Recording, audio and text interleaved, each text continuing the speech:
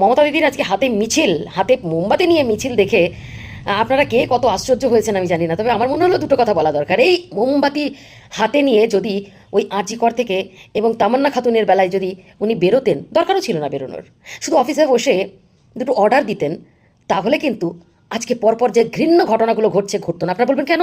নতুন সরকারের অনেক নিয়ম বদলে গেছে, সরকার নতুন কথা দিয়েছিল, যে সরকার এখন রয়েছে, তাহলে কেন হচ্ছে না? একটাই কারণ, কেননা সিস্টেমটা তৈরি করে গেছেন কে দেখতে হবে তো।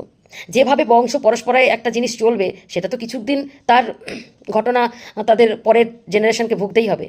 তো প্রথম থেকেই যদি এই শাস্তিটা একটা দারুণভাবে দেওয়া হতো, তাহলে এত দূর পৌঁছাতো না।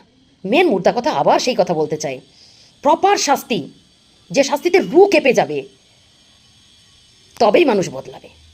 কারণ বনের পশুও মারকে ভয় পায়, মানুষ তো অন্য কেউ। শুনতে খারাপ লাগলো, কিন্তু এটাই বাস্তব।